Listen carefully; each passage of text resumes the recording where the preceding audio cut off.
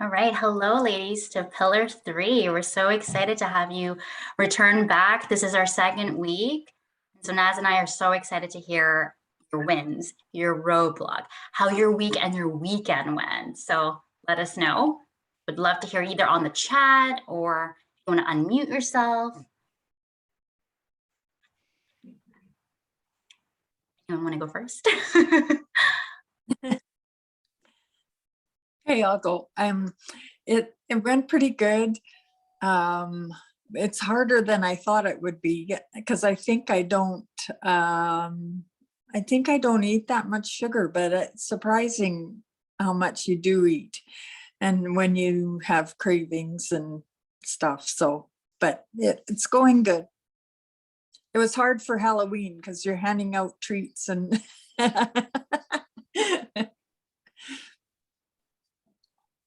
You realize that we're like, oh, it's over Halloween with the treats. Awesome. Yeah. Good for you, though. Anyone want to go next? Yeah, I can say something. I was pretty tempted on Saturday. On Saturday, I was my weakest point up to now, where I was really coming from work. I had to rush around. I didn't have really time to have a meal. I just ate some remains from the day before, stuffed it in. It wasn't really a peaceful eating and all that what's supposed to be. And then I just rushed up for the weekend shopping because on Monday, yesterday, we had a public holiday. So I had to go to the supermarket also. And then after that, I had to drive about half an hour out of town to visit somebody. Yeah, and I was so hungry while I was in the supermarket, and this is exactly the worst it can be, you know. But I couldn't help it because I was so much in a rush, and this kind of things happens, you know. You cannot change it, and you don't have the time. The plan didn't go different. So no, and then I was so tempted to grab a package of cookies and just eat it, you know. Yeah, but then I said no. Now you wait until you reach in that place out of town. And then I managed to resist, and I really had to fight it. I can say the first time, yeah. The whole week was good, you know, but at this time I was really so starving and my stomach was crumbling. Sorry. But then I was rewarded by the dinner that I had with my friend in town, in that town where I went to, and I just had a nice salad with fish. Nothing else, only salad and fish. That was my dinner, and I was happy with that. Yeah, and that's it. And on Sunday, yeah, Halloween was also hard here because my kids was ordering pizza and the sweets were laying around. It was really mean. I said, "You're so horrible, you guys. You know that I'm doing a diet." And then they got me with one glass of champagne that I couldn't resist it. I said, okay, that one glass, I didn't eat anything much today. I'll have that, and that's it. So I was a sinner on Sunday. Yeah. You know, hard to say no to that, right? Pardon? Hard to say no to that. Yeah, because I said to myself, the whole week I was so good, and I really didn't eat much of carbs and no sweets, nothing, no sugar at all. Really, I was really following it really very strictly. And I was so happy when I stepped onto the weight and I lost 1 kilo. I said, yay, 1 kilo. And then I said, okay, now I deserve this glass. You know how it's like, you like to put in your mind that you deserve it. Yeah, but it was okay. It wasn't much. Didn't make a big difference actually, but these temptations are all around you. So it makes it so hard to be really strict to yourself. I think especially in the very beginning, it's hard. And then once you kind of say no once, you kind of build that willpower almost, especially with sugar, right? Because sugar, once you do eat it, it tends to just want more and more. So you'll find a way to introduce it back again, right? Because it's impossible not to ever have any of these things. It's not sustainable. Of course. But also, I don't think that's the sense of it. I mean, you should try to get used that you can live without it. That's a good experience to say, hey, I'm not going to drop if I don't eat my sweets and my cookie and my chocolates, which is good. experience for me, which I must honestly say I never had it in my life, because I like sweet things, but not too much. But I always like something in a day. I always grab something small, you know. It doesn't have to be a full thing of chocolate or a full bar or one package of cookies. No, but just one piece. But still, I have to have that. And to say no to that, it's really hard for me. But yeah, I was okay. And from yesterday evening, we went again for dinner, and I said, "Oh my God, not again!" And then I just choose in a Chinese restaurant all the vegetables and the prawns and the fish, and no noodles, no rice, nothing in the evening. So I think that's all right as well. Yeah. So I'm happy with myself in spite of that little glass of champagne, but I hope you guys will forgive me for that. Yeah. No. Yes, nobody has been tempted. Everybody's so tough and strong, and I'm the only one, it seems, huh? No. No, Kurt. no, nobody comes out with the facts. Huh? No, no. We were having our meal. When was it? 2 days ago. So we had this quinoa kind of breaded chicken breast for dinner, and then my kids were putting ketchup. So I put ketchup on mine too. And then my husband was looking at me. He's like, "What are you doing?" I'm like, "What?" And I'm like, "Oh no!" Like you're not. Yeah, sometimes automatically just do it. It Yeah. happens automatically. So I was like eating it, and yeah, my husband's like, "What are you doing? That's ketchup." That's like, I was like, Yeah, but I mean, maybe you just felt like having it, you know, and you said, okay, I was good all week, so I deserve that little bit of ketchup, right? No, it's not that way sometimes. yeah, it shouldn't be that bad. But yeah. How about you, Mara? Would you like to share any of your wins? I know you're my one-to-one client, but yeah, just share stuff. Hi everyone. Well, I had a pretty good week. I've been meal prepping, but as someone mentioned earlier, I didn't realize how much sugar I consume, because you just never think about it. It's like the ketchup and other stuff that you just have. And I used to have a lot of sweeteners as well. So I had to just look into that and just have, for example, my cup of tea without sugar, my coffee without sugar, which I'm used to having, you know, and adding to things. So it's an eye opener as well, because you never think that you have, like, I thought always that I don't have much sugar, I'm always very good, but I always crave sugar after food. Like I would have a small piece of dark chocolate, and that habit of having something sweet after every meal. Yeah, it wasn't easy, but it's slightly better. Slightly, but I think the meal prep helps. When I have my meals all set up and I know what my snacks are, it helps me stay on track. So That's awesome. Yeah, you're doing great. Yeah, Lady. Yeah. I agree. I think the meal plan and meal prep really makes a difference. Then you don't just impulsively go to the fridge and look for something or see something, then stick it in your mouth. You have a plan of what's going on the day. Yes.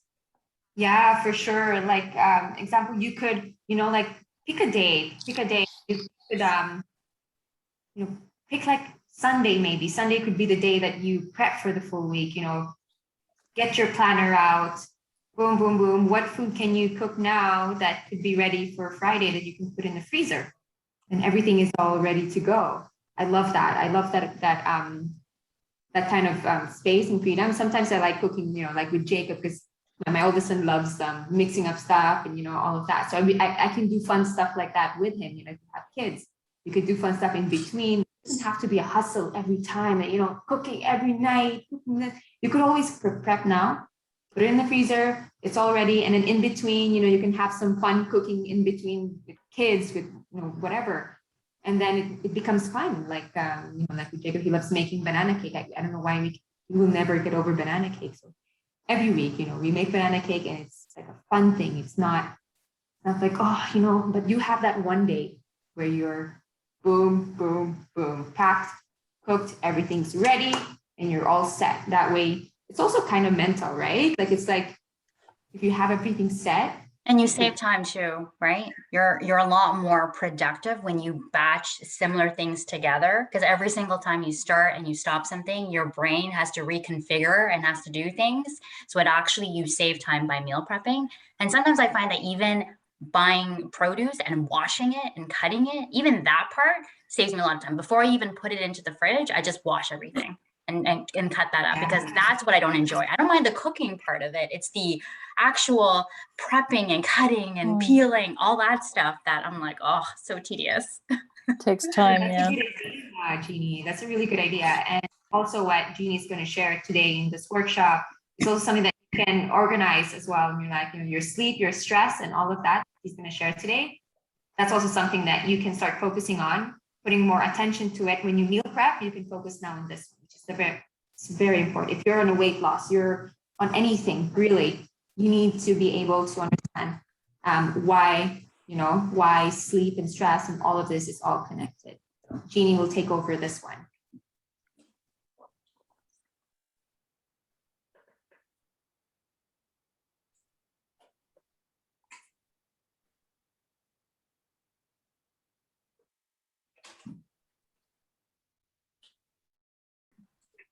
I'm like trying to figure out where my unmute button is. You got moved.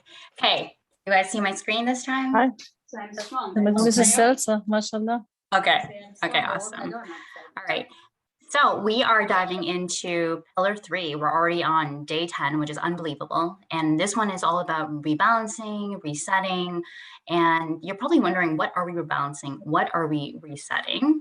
So the goal of today really is to rebalance your life and reset your sleep, your stress, and your self-care. Those are the 3 things that we're gonna talk about and how it affects your day-to-day, so that we can hit the reset button on certain things and create new habits so that you can actually feel better all the time. So let's start with like an affirmation for each of this. Let's start with stress first, okay? So, every single time we get stressed, like I'm sure a lot of us have been, stressed.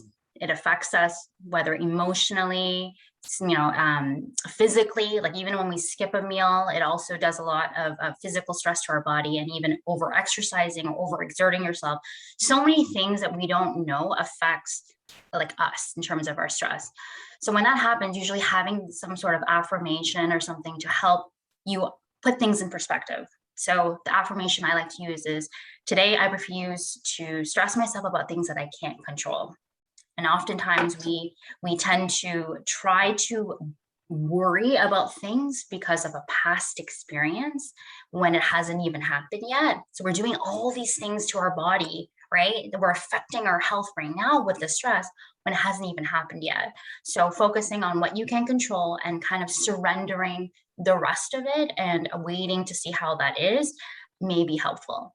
And the reason why we have stress is because we're using it as a survival mechanism, right? Our brain, is designed for survival. Neuroscience have shown that when our brain, sees like a bear, a tiger, or some sort of threat in the social environment, we react thinking that we're being attacked, right? So we get into the fight or flight mode, which if you guys haven't heard about it, it's just, our body is just, that's our response, right? When we see something, it protects us, right? Keeps us from, getting injured.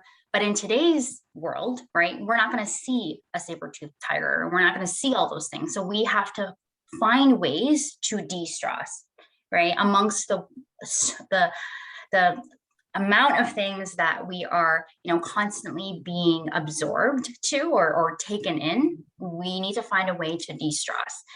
Because stress affects us in so many different ways, right? And it affects us in terms of our, cognitive thinking, and, we might over-focus on a perceived threat because of it, right? We might overreact, and then we become defensive, we become aggressive. It might affect our analytical thinking, right? Our ability to problem solve, to be creative, and then we might even be indecisive, right? Sometimes when we're really stressed, we can't really make a decision. That's because we produce cortisol, which lowers our testosterone. And then that hormone that helps us recognize opportunities and take action instead of like holding us back in fear and indecisiveness. Of other things, right? As we're talking about like blood sugar, it messes with our blood sugar, right? We talked about it in, pillar 1, briefly in pillar 2, stress raises that stress hormone, which is cortisol, disrupts our blood sugar, disrupts our ovulation in our period. And the imbalanced blood sugar then harms our hormones. And for women, hormone is so important, right? Vitamin and mineral deficiencies, having the stress, excess of it really depletes our body's essential vitamins, minerals, and micronutrients. And of course, like in our day-to-day, food, we would love to consume and have like an excess amount of vitamin, mineral, and micronutrients. But the truth is not a lot of us are eating enough of that, right? So we are already kind of working on a lower amount. So we don't want to deplete it anymore.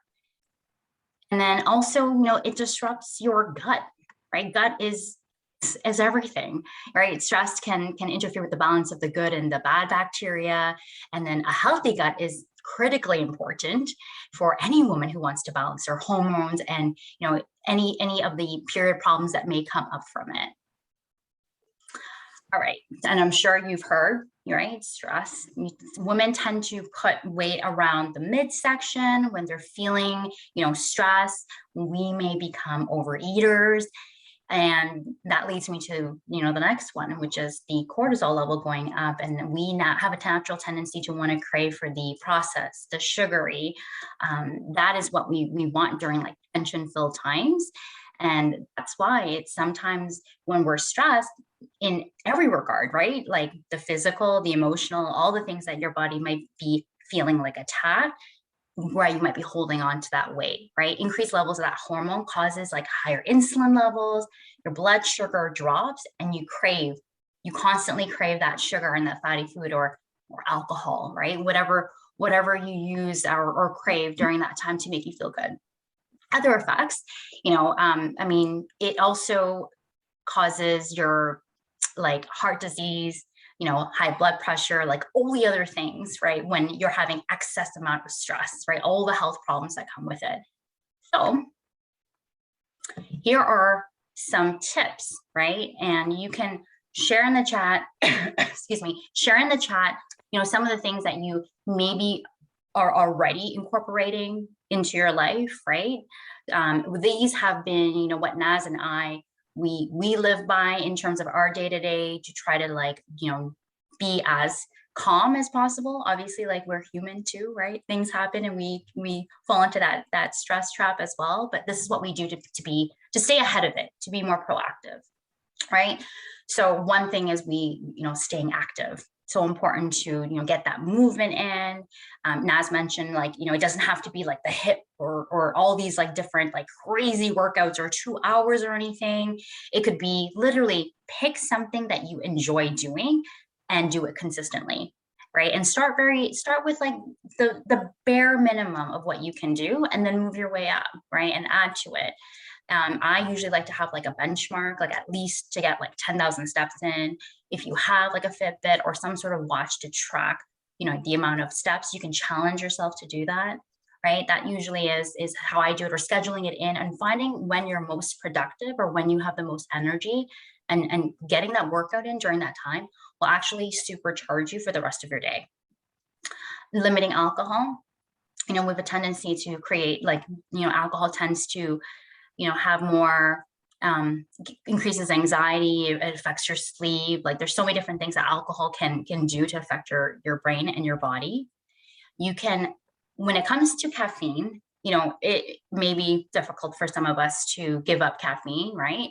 But there are healthier alternatives as well, right? That we can add in. So we can add in the kombucha, the chai tea, the matcha green tea, like other things to, aside from just going for that coffee. And if you're the coffee drinker that tends to put in the sugar, the creamer, the works, or stop by Starbucks or something, that is something to be aware of, right? And then making sleep a priority. I'm going to really touch upon this in the next session, but like really, getting to bed at a good time, really, setting a kind of like a routine when it comes to your nighttime and your wake time, so that you're programming your circadian rhythm, right? That like internal alarm clock that like wakes you up in the morning, like they're setting that, right? You can reprogram it now, even if you find that you're sleeping a lot later than you want to. There are steps that you can do to actually reprogram that.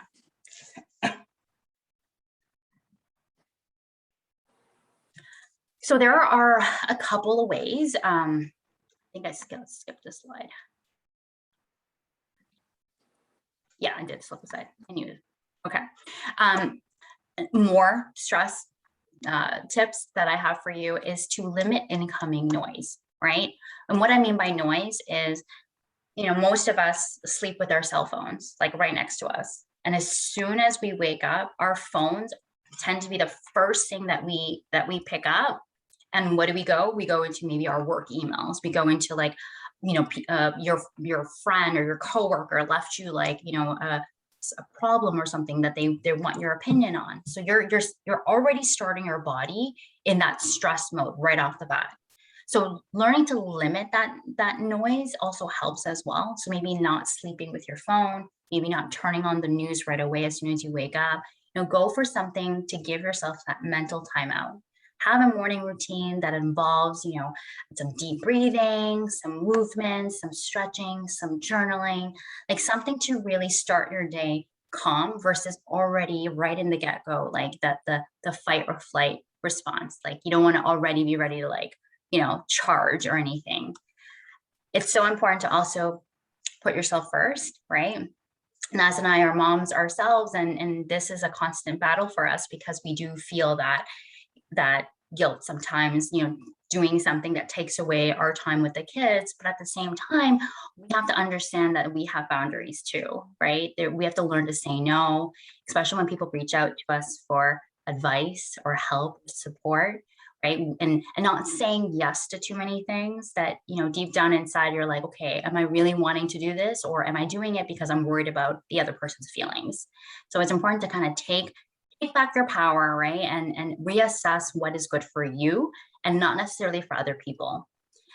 Ending procrastination is also a good way to stress less, right? I mean, how many of us tend to put off things, right, until last minute? You have a bunch of things you want to do, and then last minute you're realizing, oh no, it's already, the deadline's coming up, and you only have so much time. And then what happens? You get stress, you get anxiety, you get overwhelmed, you get all the things that affect like all the things that I talked about earlier, right? So if we, get a grip on procrastination, that's something that we can do to avoid it, right? We don't have to worry about that last minute, that, like Christmas. If you celebrate Christmas and you can normally get gifts, right? Instead of like, oh, on Christmas Eve, going out and finishing your Christmas gifts, like that's stressful, right? So what can we do to limit that procrastination? It's like a good thing to ask yourself.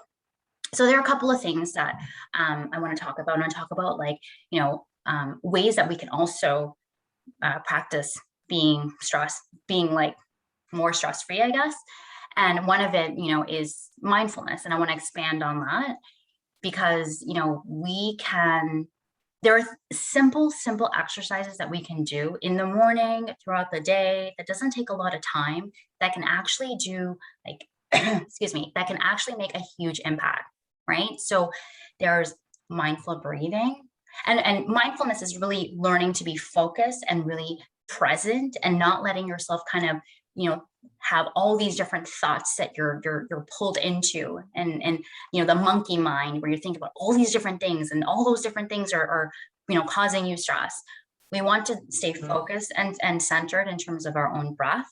And so having these, this practice in place and learning about it, and even if you're new to it, like it's okay, because a lot of it is just all we need is our own body, right? So the first one is mindful breathing, and that is like spending a few minutes just focusing on awareness of your movement, your thoughts, your breath as you inhale through your nose and you exhale through your mouth.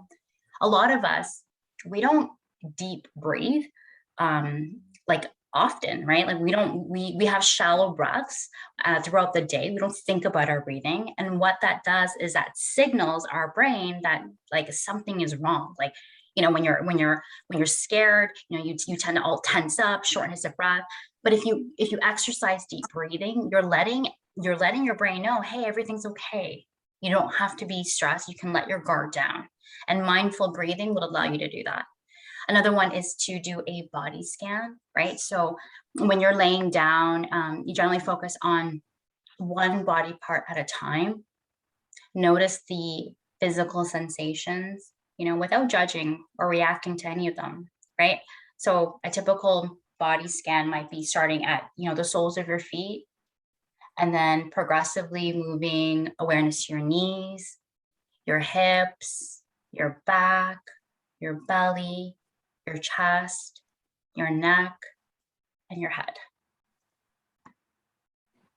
Another one is mindful eating. Naz talked about this in our last pillar, which involves really, you know, being very focused and paying attention to what we're consuming and the sensations of the food that's entering our mouth, right? The smell, the taste, you chewing, you swallowing, everything is more like relaxed and gentle, you know, and not so like scarfing it down and just not letting yourself really relax. And then the other thing is just, you know, some sort of meditation. This could be a guided meditation. And I know this is something that people feel like I've tried it and I can't seem to do that because of the monkey mind. And that's where like I would recommend maybe the guided ones. And there are apps for that, which I have the resource in the other slides. And then also just going back to these ones, right? Where all you have to do is think about your breath or scan your body, right? Or when you're consuming food, just be very slow and intentional. All those things, you know, take very little time, but make a huge difference, right? It might take up 20% of your life, 80% impact into your day. So these are some apps that you can use that I have. I use Insight Timer for meditations. Sometimes I guide myself through, you know, some breathing. Anything that you feel like you can do consistently would be best. But I would start with kind of what I just mentioned in the previous slide, right? Because that's what I think would be the most easiest way to get started. All right.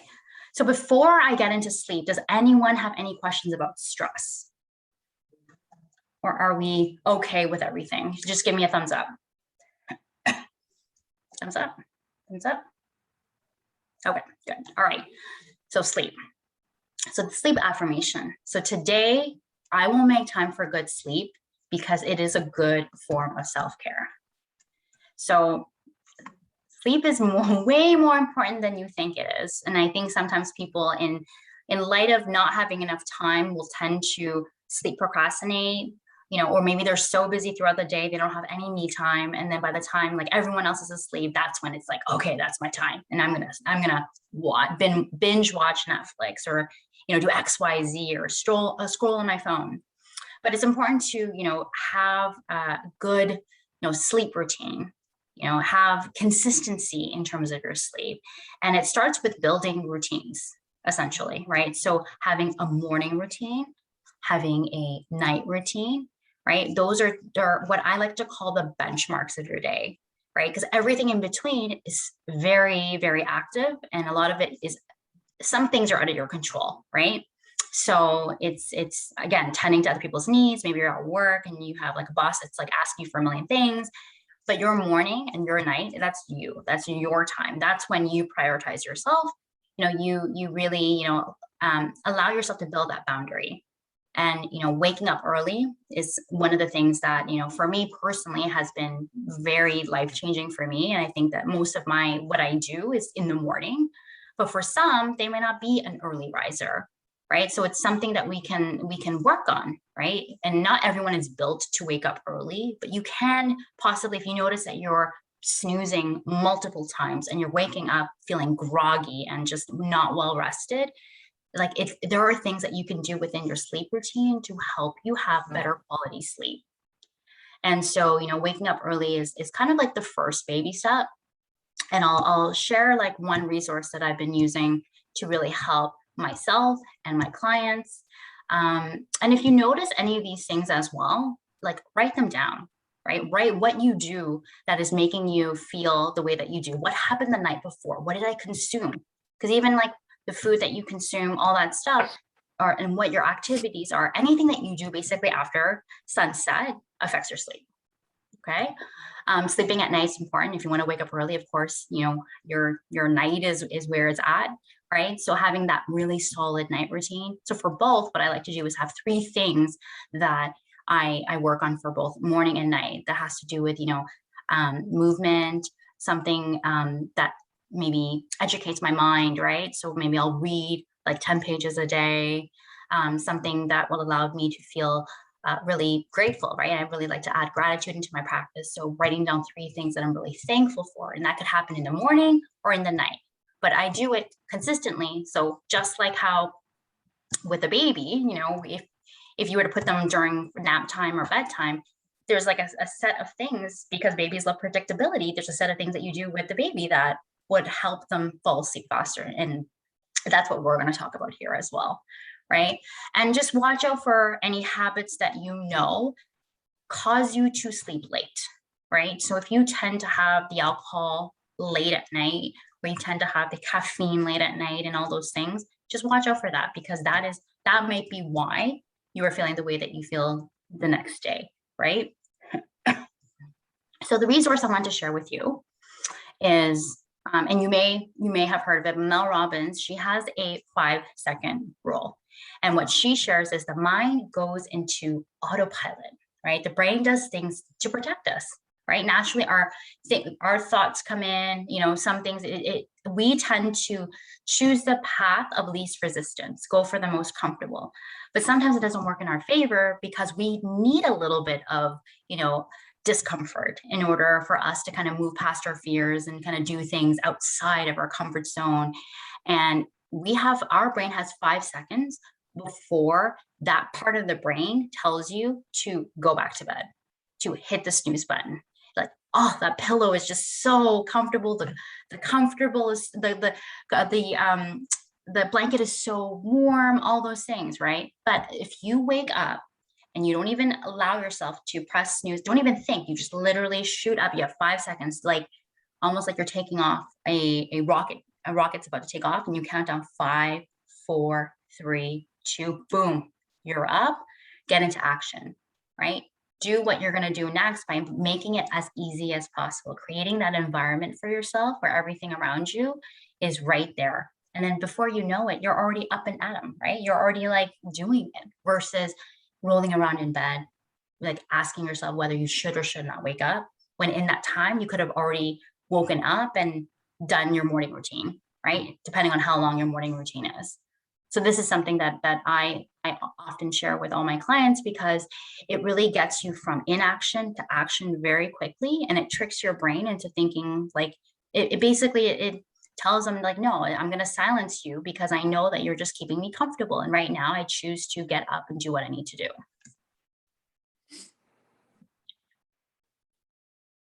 So this is a resource for you to have, but there are, you know, several sleep habits that you can adopt, right, to make, you know, better quality sleep. And one of it is having a sleep schedule. Another one is decreasing blue light exposure. So in the evening time, you know, when the sun goes down, we tend to be surrounded by a lot of blue light that, you know, interferes with the melatonin, which is what that hormone that helps us sleep. So when we know that we're about to sleep, or we're trying to set ourselves to sleep at a really good time, like 10 or something, either 90 minutes to 2 hours, or as best as you can do, to not have blue light. That's like the exposure to all the screens, right? There's a lot of blue light. I have an Android, and on my Android, I have a blue LED filter. Like, it turns it off so that it changes the screen, so it doesn't emit the blue light. That helps you not, you know, some people fall asleep to the TV, which sometimes I'm guilty of too, but it affects, you know, the sleep at night. And at sleep, you have your REM, which is your rapid eye movement, and then you have your deep sleep, right, throughout the night. And you're touching upon different stages of your sleep. But when you have sleep where you're not where you're interrupted a lot and you're not really getting the full deep sleep, or you're maybe if you consume alcohol late, right, for example, you may have to like get up in the middle of the night to like go to the washroom, so that interrupts your sleep. And you and deep into REM is what we need to have good quality sleep. So it's really important that we get to bed at a good time and be aware of, even though I'm sleeping for maybe 8 hours already, why am I still feeling so tired? Because even though you're getting the quantity, it's very important to also be aware of the quality of sleep. And sometimes having I have a Fitbit, which the band broke recently, so I'm getting it fixed, but it gives me a report of like how well I'm sleeping throughout the night. Because once your head hits the bed, you don't really know what happens right at night, but it gives you a score. 83%, you were good, and this is how your sleep went. It gives you a graph, so everything's kind of laid out. Another one is, again, the caffeine. Like, I would recommend not having caffeine after 3, right, to help you kind of have a good consistent night routine at night. Establishing that night routine maybe 2 hours before you're about to sleep, that will get your body, ready, whether it be like even a shower or drinking like decaf, right? Like something warm if you want. Just have a consistent night routine 2 hours before to help you unwind. And then, even taking, not taking long naps either. So if you take long naps, that affects, your sleep at night. If you're going to exercise earlier. We tend to, when we're exercising, we increase our body temperature, which affects, what we need is kind of like that dip, that temperature level going down for us to get the melatonin going, right? To boost our melatonin, which helps us sleep. So if we're going to exercise, we want to make sure that we don't have like our temperature for our body is not very high. We want to make sure that we actually get that coldness. So even taking a cold shower might also help as well. The room temperature, keeping it more cooler than hot. If you do have trouble sleeping, maybe introducing a supplement, a melatonin supplement. Even magnesium, I heard, is really good too for helping you kind of unwind and de-stress. Reading before bed, waking up to like music, right, will help you kind of wake up, and versus an alarm clock.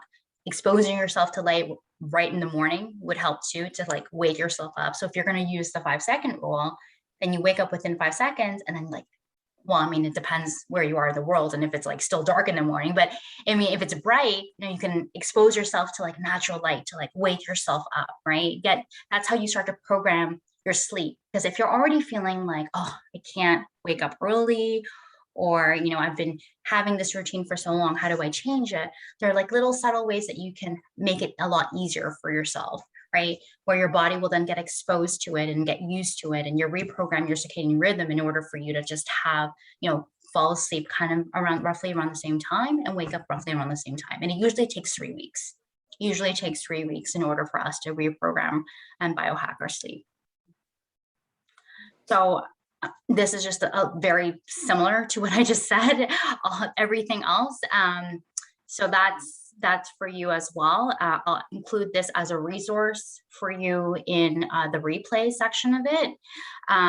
But some other things I wanted to mention is, if you're someone that has a lot of things going on up here, it's important to kind of journal, right? I know Naz loves journaling. And so this is a good one. If you feel like you have so much going on and you can't sleep, then doing a brain dump, right? Or a mind dump right before, and figuring out all the things, business, personal, career, work, kids, anything that you feel like is just on your mind, and just dumping it down and asking yourself, like, what about it stresses you out? And how can I turn it around? And what is one thing that I can do to turn it around? Right? Because when you see it in front of us, when you write it down, you're getting into action and you're doing something about it, and that will help you decrease your stress. Wanting to make sure, in terms of the light, in your room, we want to make sure that it is dark, right? So, making sure that like there's a hand test where if you put the hand in front of you, if you can't see it, then it's good. But if you can still see your hand like really bright, right? Your room has light that it's too bright.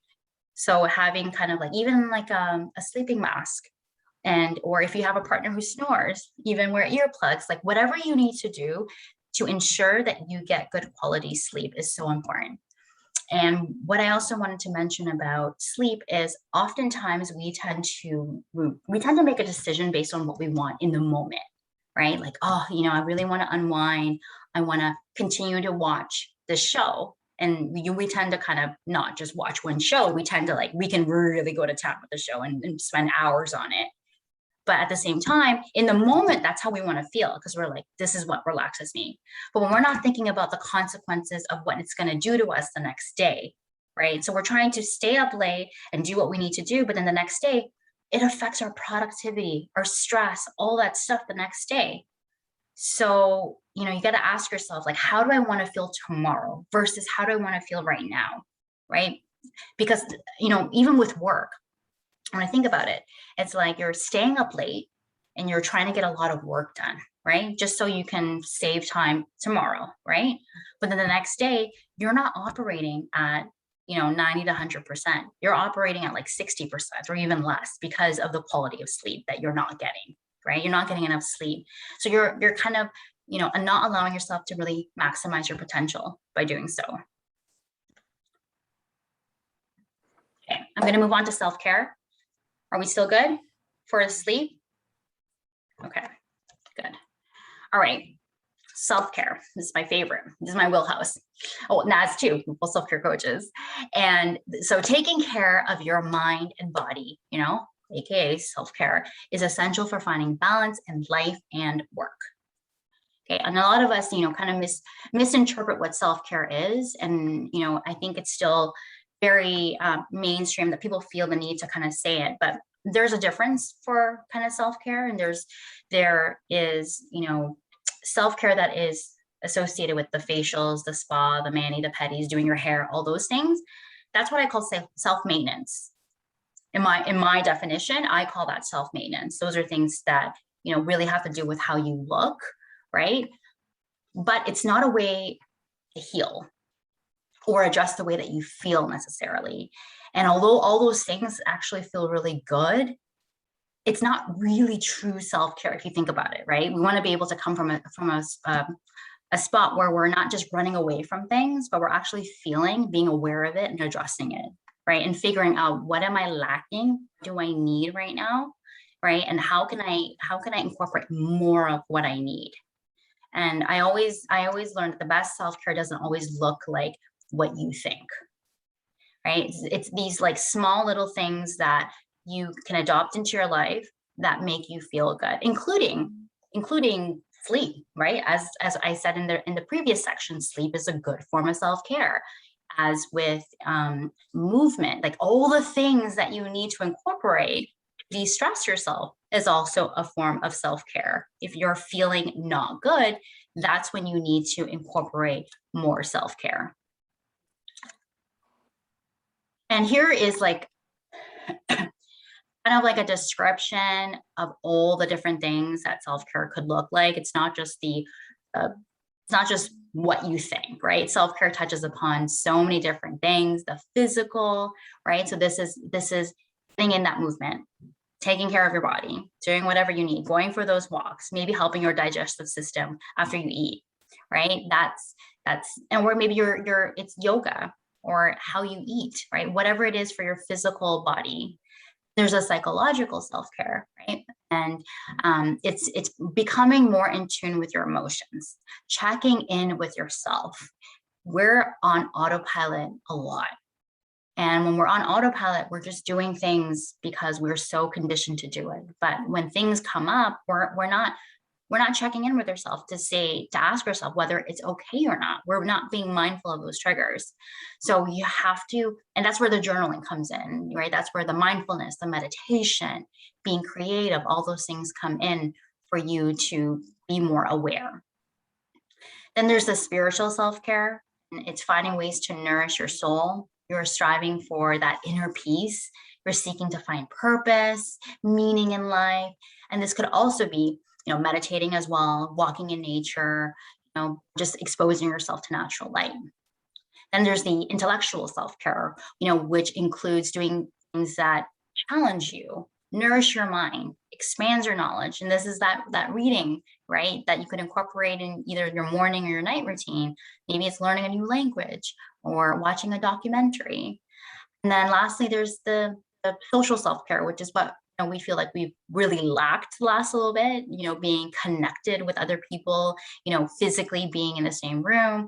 But it is going to look different for introverts versus extroverts, right? And the key is really finding what works for you in your comfort level, in your situations, because connection is so important, right? So whether it be here in this community, right? This is also connection as well, or physically meeting someone for coffee.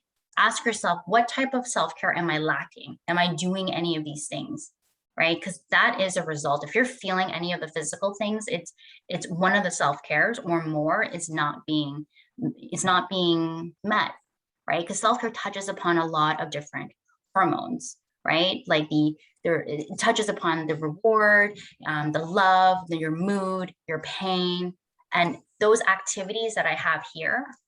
Let me just move this.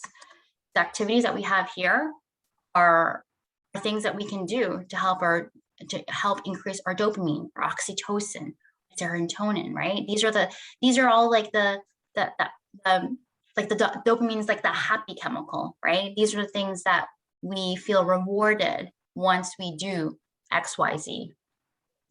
And there's also the love hormone, which is the oxytocin, right? And this, you usually get that when you pet an animal or like a dog, you hold a baby, you work on your passions.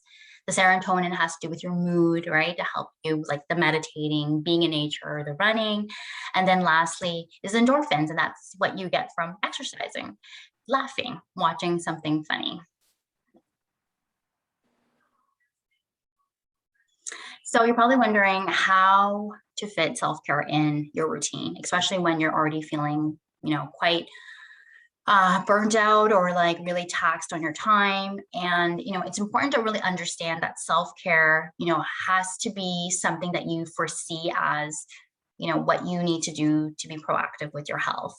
And it's important for you to, move yourself away from seeing self-care as that self-maintenance and look at it as more as like healthcare, right? Self-care is proactive healthcare.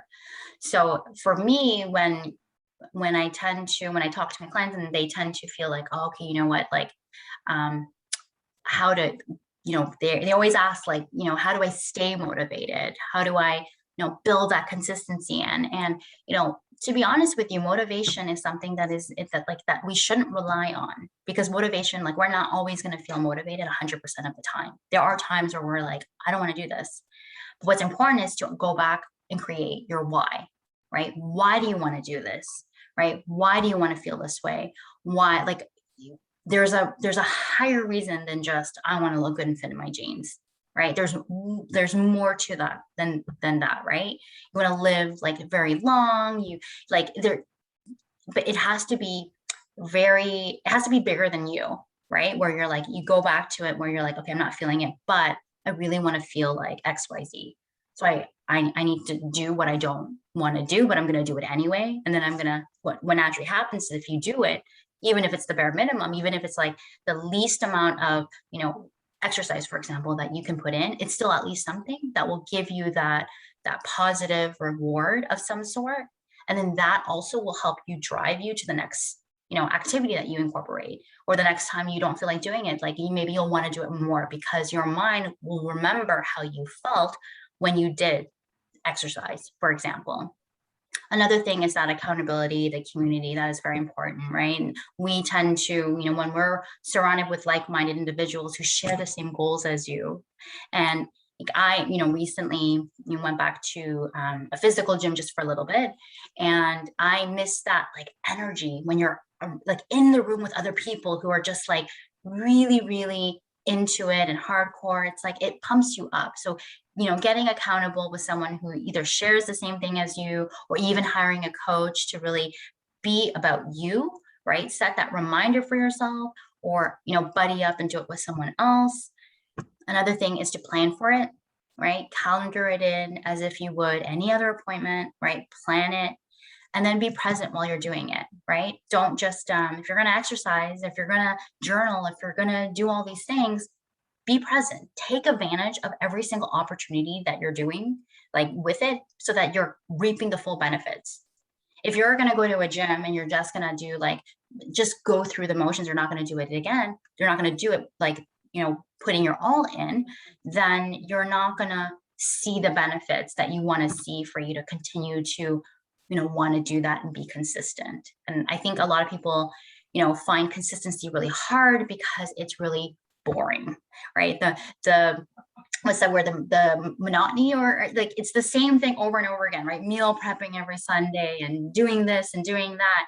But if we get comfortable with getting boring and doing that to build that routine, that's when it feels good. That's how we are able to get the other things that we want in order to feel good, right? But we have to kind of do sometimes the stuff that feels boring, but then it won't be as hard as we incorporate it into our routine, because it'll become almost second nature.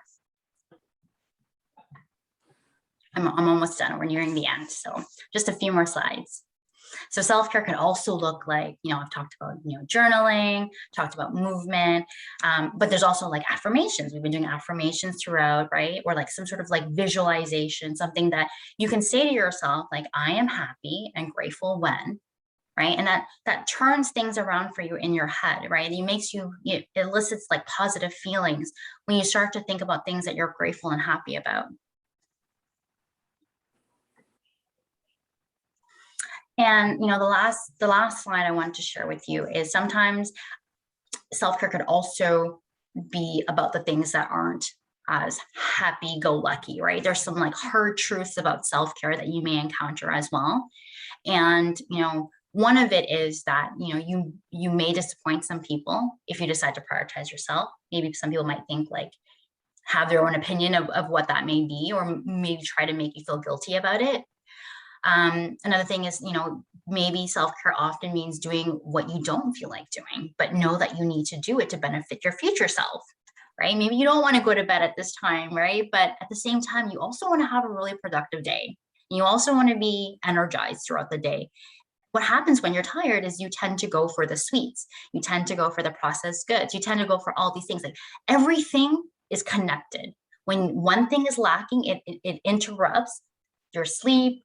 You know, it increases your stress, and then we go to the food, and then we're going to get all the things that we talked about, where stress, you know, has everything to do with, right? Once you're stressed, like the cognitive thinking, the hormones, the physical health, like all those things are being affected and impacted. Sometimes your boundaries will scare some people, right? But at the same time, it's important for you to remember that you don't owe anyone else your time. Your time is yours. And another thing is neglecting yourself to take care of someone else, right? Sometimes we feel like, you know, we feel bad because we're worried about what other people might think, right? If someone texts you, you don't text them back right away. Like, are they going to be mad? Are they going to be upset? These are like the little things sometimes that affects us, where sometimes we might choose not to incorporate self-care, right? But it is important to understand that self-care is an act of self-love, right? And giving from a place of emptiness only leads to resentment towards the other person or towards yourself. Self-care also, you know, includes letting go of things that mentally drain you, right? Maybe it is certain relationships, maybe it is certain habits, maybe it is certain choices that no longer serve you. So it could be distancing yourself away from that type of energy. And self-care, you know, is being honest with yourself, right? Sometimes we tend to avoid things, we sugarcoat things, but it's being honest with what you need, right? That sometimes is afraid. We're afraid to admit it sometimes. And self-care is the hardest thing for us as women to do, but it is what we need the most. Okay, so all these things that I talked about today, the sleep, the stress, the self-care, are things that once you incorporate into your lifestyle, it creates a balanced life, right? Where all the things, all your needs are being met. This is just, a few of the things that I want to touch upon, but of course there are other things as well. But this to me is very important. So, I mean, okay, that's all I have for this. I'm going to open it up for questions. If you have, let me know. I'm going to pause the share.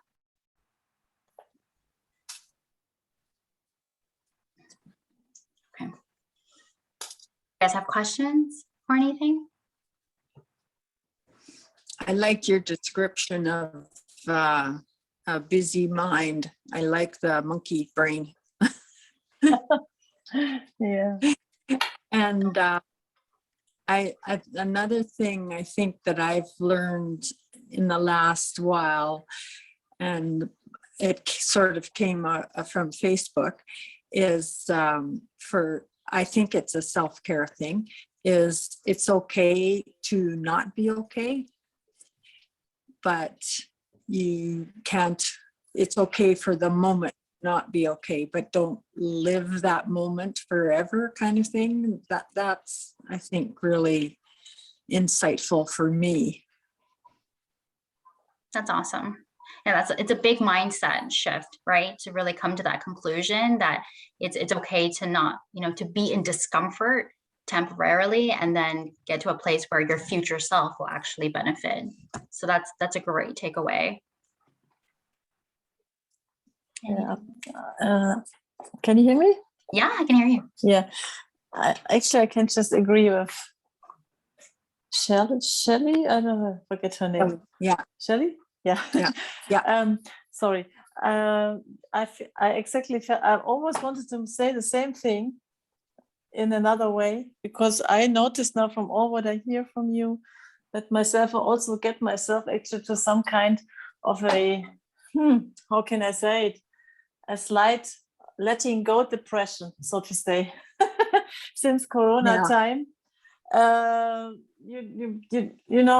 It's, I think it's for me, I noticed this since Corona started. Before I was having almost 6 kilos, 7 kilos less than what I'm having now. We all stayed home. There was no more activities. I love dancing. I'm actually normally, I like to go for salsa and Latin dance and all this stuff. And it's all been cut out for 2 years. And this was, my love is the music and the dancing, and it's missing. And just working, going home, taking care of the house, taking care of your kids. I mean, still, my son is still in education, not finished yet. And the other family problems, and problems only working, home, eating, sleeping, watching TV. It's going round and round and round. And in the end, you forget about what life is really good for, what you should really live up to. And now your talk really makes it clear for me, for my person, that I can say I really lost the track in the last 2 years for myself, not only body-wise, but also mentally, sort of. Not very that I'm seriously depressed. I'm sure Shelley feels maybe the same way. I don't know how it's like where you are staying. How's the community? How was life there? Everything has been restricted and no more socializing with anyone. And the more you're not socializing out, the more I got hooked up onto the social media also, So it's all, it's triggering you without realizing, step by step. And in the end, I step on my weight and I'm getting a shock. So I'm very happy about what you said. It's been very helpful for me again today. Actually, everyone who talks to me or to us here, I think it's helpful for all of us for one or the other different. But for me, it's every point, whatever you talked about, I can really apply it all on myself. And even for the mornings, getting up to work, like, in the night doing this and that, late nights, and in the morning, it's getting in the morning, it's dark when I leave the house, and I come home, it's dark. So you lose the motivation of doing something for yourself. So it's different being in a sunny country like Bahrain. where the sun shines forever. And yeah, but it's sort of is a wake-up call from you can say. I see it as that for myself. And thank you very much. Well, you're welcome. I mean, we're very happy that this is something that you can, take into your lifestyle. That's what Naz and I wanted. We wanted this challenge to be not just any other detox, but definitely that's what we stress, that it is a lifestyle change, because that's what it will require. And everything that both of you said was so lovely, so beautiful. And I'm so happy that you're able to take away something from today and implement it into your life. More than one thing, right? Because of how it affects how you feel. So great job. Great job. Yeah. Naz, you have anything to add? Great job from your side, I would say. You're a young startup business, I believe, or are you doing this for long? And I mean, in the earlier years. yeah, but you're doing it really great, and I'm surprised that so very few people come online and join this in. What's the reason? I mean, why nobody shows up here? I find it sad. I think because of work, maybe work commitments and things like that. And like sometimes it does get harder, but I mean, good for the two of you. And then Marwa was here, right, to be here so that you can really reap the full benefits of getting that in person, like, I lost my train of thought, in person kind of response, right, and feedback and support that you need. So that's the best part. So great job. Yeah. And if you want to watch any replays or anything like that, head over to the Facebook group, and all the replays that we did, the other 2 or 3 workshops that we did, you can rewatch it again if you need anything, you want to go back to. It's in the Facebook, the replays. Oh, I didn't know. I was wondering, where is it? Okay. Yeah, I think everybody, all the other girls are rewatching. All right. It's in the guides section. So right now I have it, streamed into our Facebook group. So whoever pops into our Facebook group is going to see us live. And then I'm going to also save this and have a link for you to rewatch, or have it in the guides in our Facebook group. I'm sorry, I'm not much of a Facebooker, I know. I prefer to be live with you. Naz shared me. Nice. And that's okay. However way it is that where you can watch it. All good. When is the next live? That's next week on Tuesday, and also next week Thursday. So we have 2 more workshops, and we will also have, by the end of next week, we will have an amazing announcement. I don't know. Sorry, I'm so excited. Sorry, I didn't hear. Next week, Tuesday and Thursday. Is that right? Yes. Next week, we Tuesday and Thursday. Tuesday is the goal setting workshop, and then Thursday is a sustainable weight loss workshop. I thought it was reversed, huh? I think sustainable weight loss is Tuesday, and then the Thursday one would be like the wrap up, like snacks, the goal setting, all that stuff. Right. But then Naz is leading the sustainable weight loss, which I'm so excited for. It's gonna be so good. Yeah. Okay, I'm going to be watch it on replay because I'm going to be on the road then next week. Oh, okay. So I'll watch the replay. All good. You'll watch the replay. Yeah, questions, okay? Yeah, I just wanted to ask, does it matter how much salad and a big bowl of salad you eat in the evenings, or it doesn't matter? Because I'm always, what I noticed, that since I don't eat any sugary stuff, after I had my meal, I used to be the type of person, I eat something and then I eat something in between, and then I don't feel any hunger at all throughout the day. I don't have that feeling, my stomach, I feel like I'm hungry. So now, since I'm not putting in these snacks in between, I'm getting by 4 hours of the time, even though I had the full bowl of oatmeal with berries in the morning, by 12:30 I'm already starving again. I say, my stomach is already saying, hello, give me more. Yeah. Is that normal? Or is that just me? For sure. What I would suggest there, if you're going to have any salads or anything like vegetables, for example, like, you could have, I'm going to use again, because it's the only one that I always have every morning. So if you have nutrient dense food, always partner it with the healthy fat, because when you only eat the nutrient dense food, by the time your breakfast, your energy, and whatever was used was done already from that. When you eat nutrient dense food, sometimes it doesn't hold in your body, so it just like flushes away. But what should I eat with this, with oatmeal with berries in the morning? Oh no, your oatmeal and berries is perfect, and but have a snack after that. Okay. But have it like hummus, like something that is healthy fats to hold the nutrients in your body. So when the nutrients come in, it gives it time to go to your bloodstream, because you burn all of the your oats. So something like an avocado or something like an avocado. Have an guacamole. egg? What about an egg? No, it has to be something egg oily. is a little bit egg for snack, a little bit harder to digest for the so maybe something a little bit easier. And then when your body starts like taking in that nutrient slowly, you will feel more satisfied. So always have like a good fat, like your salad at night. Make sure that you have olive oil. You some have feta cheese. Yes, you can have some feta. You can have avocados in it, but have some in it, or your salmon. That's very good. That's omega-3 that can give your gut some time to like digest all that nutrients. Otherwise, when you go to the washroom and you pee, it's like kind of yellow. It's not just you're dehydrated, but also you just peed out some vitamins there. But just okay. Yeah, what goes in must come out, right? Yes, exactly. It's a good thing, though. It's a good thing. It's a good way to detox.